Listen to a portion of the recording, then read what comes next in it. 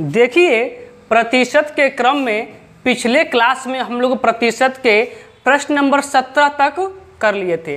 तो प्रतिशत के क्रम को आगे बढ़ाते हुए आज प्रश्न नंबर 18 से करते हैं।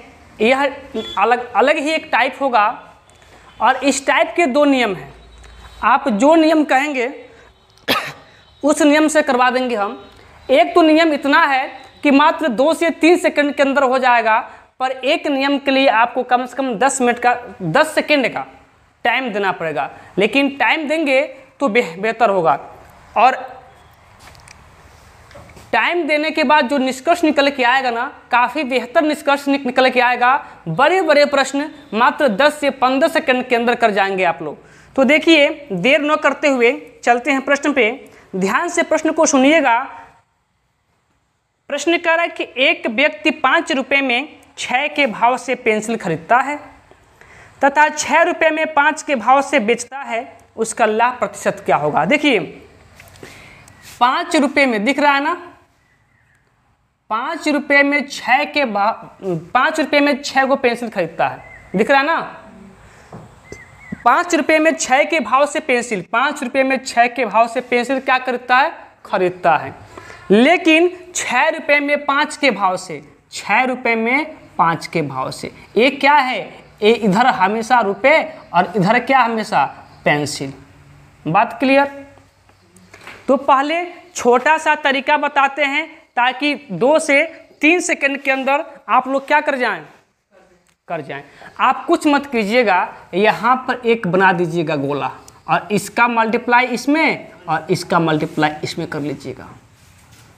5 का मल्टीप्लाई 25 में, 5 में करेंगे तो क्या मिलेगा 25, और 6 का मल्टीप्लाई 6 में करेंगे तो क्या मिलेगा 36 मिलेगा। बोलिए हाँ या ना। तो 25 रुपये की वस्तु हम कितना में बेच दिए हैं, 36 रुपये में। जब 25 की वस्तु हम 36 में बेचे हैं तो हमें लाभ हुआ होगा कि हानि, लाभ। कितने रुपए का लाभ हुआ होगा, 11 रुपये का लाभ हुआ होगा। बात क्लियर। तो 11 रुपये का लाभ किसके ऊपर, तो लाभ और हानि हमेशा क्रय मूल्य पर निर्भर करता है। तो 11/25 प्रतिशत के लिए 100 से मल्टीप्लाई, तो 25 चौको 100 और 11 चौको 44, यही क्या है आपका 44% लाभ, यही आपका क्या है, सही आंसर है। बोले तरीका ठीक ठाक है ना, बेहतर होगा। लेकिन हम कहते हैं कि इस तरीका को मत लगाइएगा, क्योंकि हम कदापि नहीं चाहते हैं कि एक प्रश्न को 2 तरीके से लगाया जाए। हम ये चाहते हैं कि तरीका एक ही पढ़ा जाए और क्या हो, सर्वमान्य हो, सभी प्रश्न के लिए क्या हो, एक ही हो। बात क्लियर। तो फिर बताएं अगला तरीका, जो मेरा खुद का तरीका है, बताएं। तो आइए देखिए, इसको साफ कर लेते हैं ताकि हमें थोड़ा सा स्पेस मिल जाए, और फिर चलते हैं अपने ट्रिक के ऊपर।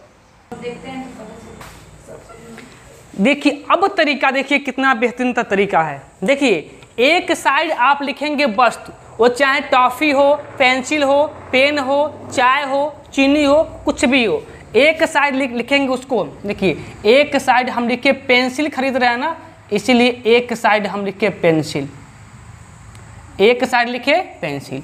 और किस में खरीद रहे हैं, तो रुपए में खरीद रहे हैं। बात क्लियर। तो कह रहे कि 5 रुपये में 6 के भाव से, अर्थात 6 पेंसिल खरीद रहे हैं 5 रुपये में। बात क्लियर। एक क्या कर रहे हैं, हम खरीद रहे हैं, तो कौन सा मूल्य हुआ, सीपी। दिख रहा है ना, दिख रहा है, ये सीपी हुआ। लेकिन अब क्या कर रहा है, अब वो व्यक्ति क्या कर रहा है, 6 रुपये में 5 के भाव से बेच दिया है, 6 रुपये में 5 के भाव से बेच दिया है। एक क्या है, एक क्या है, बेचा है तो एसपी। अब बताइए कि हम जितना पेंसिल खरीद के लाए होंगे उतना ही ने पेंसिल बेचे होंगे। तो यहाँ कर रहा है कि 6 पेंसिल खरीद कर लाए, 5 पेंसिल बेच दिए हैं, तो एक पेंसिल का क्या होगा। तो पहले हम जितना वस्तु खरीद के लाए हैं, ध्यान से सुनिएगा, हम जितना वस्तु खरीद के लाए हैं उतना ही वस्तु बेचेंगे। तो पहले इन दोनों को हम करेंगे बराबर। ये दोनों कैसे बराबर हो सकता है, पेंसिल यही है ना, ये कैसे बराबर हो सकता है? तो दोनों में कुछ न कुछ से क्या कर दीजिए, मल्टीप्लाई कर दीजिए, ताकि क्या हो जाए, पेंसिल की संख्या बराबर हो जाए। बराबर कब होगा? तो दोनों का एलसीएम होगा 30, हमको 30 करना पड़ेगा। तो 30 करने के लिए इसमें 5 से गुणा होगा ना। जब इसमें 5 से गुणा हुआ है तो इसमें ही 5 से गुणा होगा, भूलिएगा नहीं। इसको 30 करना है तो यहाँ भी 6 से गुणा और यहाँ भी 6 से गुणा। तो 5 पचे कितना होता है 25 और 6 छके कितना होता है 36। 25 रुपये में क्या किए हैं, वस्तु को खरीदे हैं, लेकिन कितना बेच दिए हैं, कितने का लाभ हो गया, 11 का लाभ हो गया। 11 का लाभ हुआ किसके ऊपर, क्रय मूल्य 25 के ऊपर, प्रतिशत के लिए 100, 25 चौको 100, 11 चौको 44, 44% क्या हो गया, आपका लाभ हो गया। बोलिए बात क्लियर है? और यही तरीका आप लोग अपनाएंगे। बाकी सिंपल सा प्रश्न आ जाए तो ठीक है, पहले वाला भी तरीका अपना सकते हैं, लेकिन ये जो तरीका क्या है, सर्वमान्य है। आगे आने वाले कितना हो बड़े बड़े प्रश्न होंगे, उसके लिए क्या होगा, ये नियम लागू होगा। अगला प्रश्न देखिए, कह रहा है कि एक दुकानदार 11 नींबू 10 रुपये में खरीदता है और 11 रुपये में 10 नींबू बेच देता है। इस व्यवसाय में उसे कितने प्रतिशत लाभ या हानि होगा? ये तो प्रश्न कर जाएंगे आप लोग, ये प्रश्न कर जाएंगे, छोड़ दें? कौन तरीका बता दें, छोटा वाला 2 सेकंड वाला कि 10 सेकंड वाला? 2 सेकंड वाला। तो देखिए कह रहा है कि 11 नींबू 10 रुपये में खरीदता है। 10 रुपये में कितना नींबू, 11 रुपये में खरीदता है। फिर क्या करता है, 11 रुपये में 10 नींबू बेच देता है। 11 रुपये में 10 नींबू बेच देता है। यहाँ बनाइए गोला, इसका मल्टीप्लाई इसमें, इसका मल्टीप्लाई इसमें। तो 10 दहा के कितना होता है 100 और 11 कितना होता है 121। 100 से कितना ज़्यादा है, इसलिए 21% क्या हो जाएगा, इसका लाभ हो जाएगा। बस देखिए खत्म, 2 सेकंड भी नहीं लगेगा इसका, वैसे कर जाएंगे आप लोग। बात क्लियर? और आप लोग एक बार दूसरा तरीका जरूर लगा के चेक कर लेंगे, क्योंकि वही तरीका बेहतर होता है। लगाइए, हम देख रहे हैं। अगला प्रश्न देखिए, बहुत इंपॉर्टेंट प्रश्न है। कह रहा है कि एक दुकानदार 11 नींबू 10 रुपये में खरीदता है और 11 रुपये में 10 नींबू बेच देता है, तो उसे 63 रुपये का लाभ होता है। उसके द्वारा खरीदे गए कुल नींबू कितने थे? तो ध्यान दीजिए, एक साइड हमने क्या बताया, एक साइड लिखिएगा कि जो वस्तु खरीद के लाता है, चाहे वो नींबू खरीद के लाए, पेंसिल, टॉफी, कुछ भी खरीद के लाए, तो क्या खरीद के लाता है, नींबू। दिख रहा है ना, दिख रहा है, देखिएगा नींबू किस में खरीद के लाया होगा, रुपए में। दिख रहा है ना। तो देखिए कितना नींबू, 11 नींबू खरीद के लाता है, कितना रुपए में, 10 रुपये में। बात क्लियर? अब कह रहा है कि फिर 11 रुपये में 10 नींबू बेच देता है। ये कौन सा मूल्य होगा, ये खरीद कर लाया तो सीपी, अब बेचता है कितने में, 11 रुपये में क्या करता है, रुपए के नीचे रुपए और नींबू के नीचे नींबू। बात क्लियर? ये क्या कर देता है, बेच देता है, अर्थात एसपी होगा।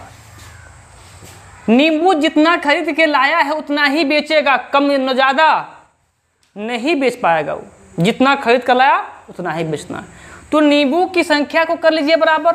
अगर एलसीएम निकालने के ढंग न आए ना, तो नीचे वाला का ऊपर गुणा कर लीजिएगा और ऊपर वाले का नीचे गुणा कर लीजिएगा। जितना गुणा यहाँ किए हैं ना, उतना ही गुणा यहाँ कर लीजिएगा, जितना गुणा यहाँ किए हैं उतना ही गुणा यहाँ कर लीजिएगा। 10 दहा के कितना होता है 100 और 11 का जब 11 में करेंगे तो कितना, 21। कितने का लाभ हुआ है, 21 रुपये का लाभ हुआ है, नहीं हुआ है जी? लेकिन किताब में करा है कि नहीं, 63 रुपये का लाभ हुआ है। कितने का लाभ हुआ है, 63। तो 1 की वैल्यू कितनी हो जाएगी, 63/21, अर्थात कितना, 1 की वैल्यू 3। 1 की वैल्यू कितनी, 3 लिख दें, तो हम पता होगा आप लोगों ना कि 1 की वैल्यू कितनी, 3। तो नींबू कितना खरीदा है, 11 दहा के 110, 11 दहा के 110। टोटल नींबू कितना खरीदा है जी, 110 नींबू खरीदा है। टोटल कितना खरीदा है? 110 खरीदा है और 110 ही बेच दिया है। हमें कितनी की वैल्यू चाहिए? 110 की। तो 1 की वैल्यू 3, तो 110 की वैल्यू क्या? 110 इंटू 3 अर्थात कितना? 330। उसके द्वारा खरीदे गए नींबू की कुल संख्या कितनी हो जाएगी? 330 हो जाएगी। बोलिए बात क्लियर है? कोई समस्या किसी को? नहीं ना? नहीं ना? तो आइए अगले प्रश्न पे। अगला प्रश्न देखिए, कह रहा है कि एक व्यक्ति ने 34 रुपये में 8 की दर से संतरे खरीदे। क्या खरीद रहा है? संतरा। तो यहां पे क्या लिखेंगे आप? संतरा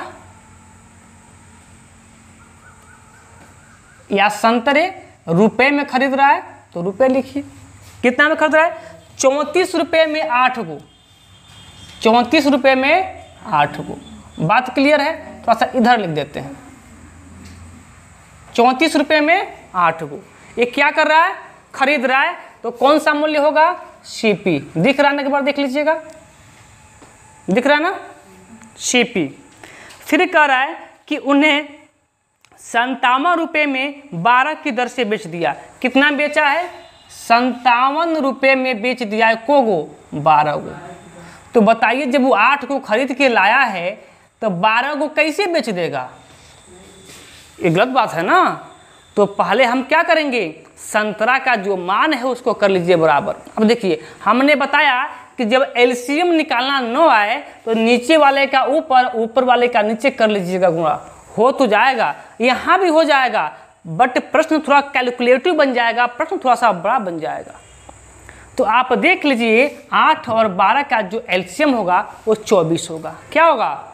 24। तो इसको 24 बनाने का प्रयास कीजिएगा। 24 कब बनेगा? 8 जब इसमें 3 से मल्टीप्लाई होगा, और 12 24 कब बनेगा? जब इसमें 2 से मल्टीप्लाई होगा। जब यहाँ 3 से मल्टीप्लाई किए हैं तो यहाँ भी 3 से मल्टीप्लाई, यहाँ 2 से किए हैं तो यहाँ भी 2 से मल्टीप्लाई।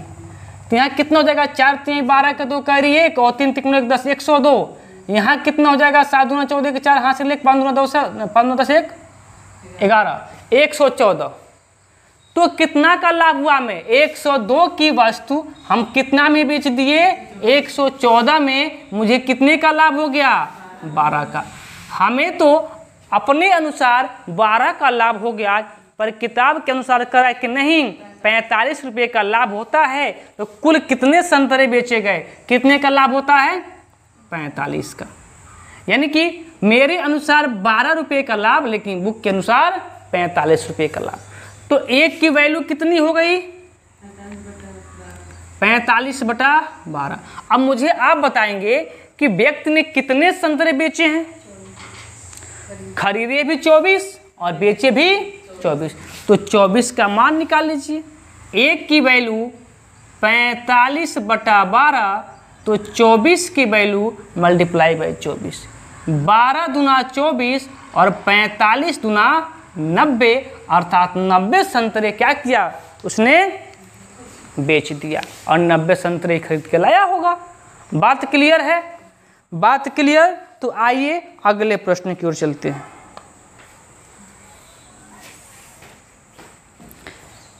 अगला प्रश्न देख लीजिएगा।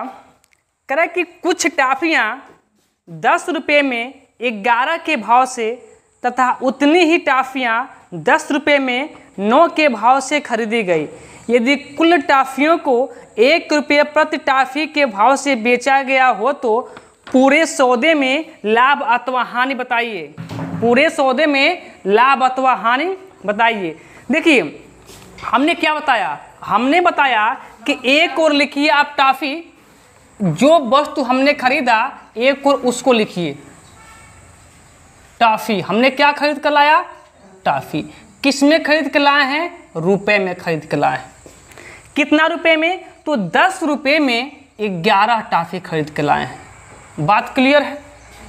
फिर क्या खरीद के लाए तो कौन सा मूल्य होगा? सीपी होगा।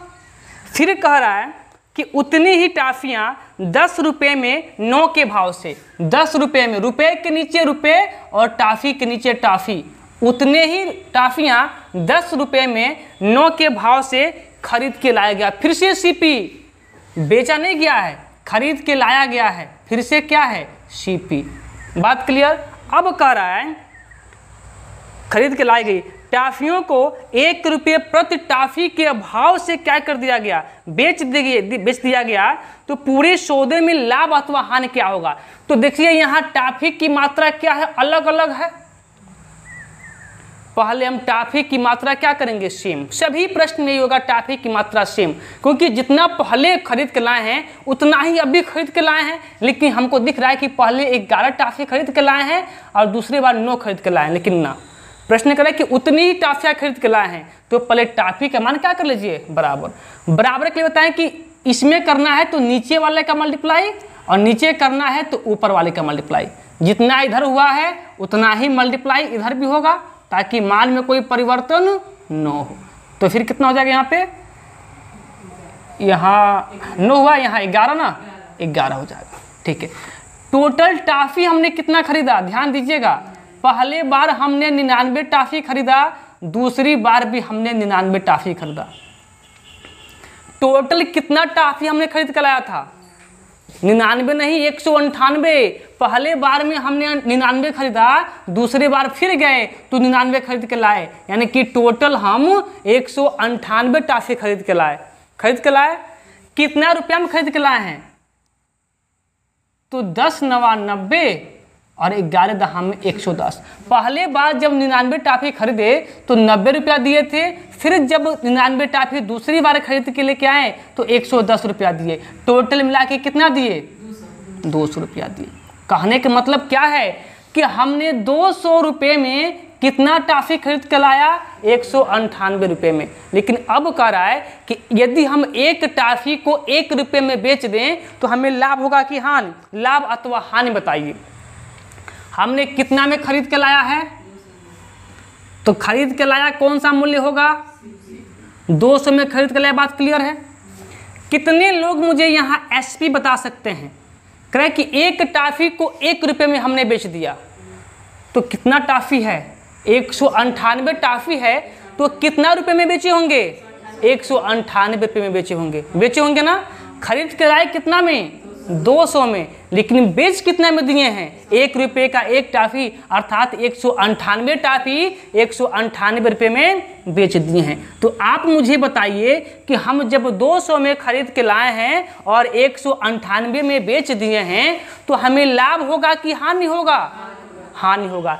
कितने रुपए का हानि होगा, 2 रुपये का हानि होगा। और लाभ और हानि हमेशा किस पे निर्भर करता है, क्रय मूल्य पे।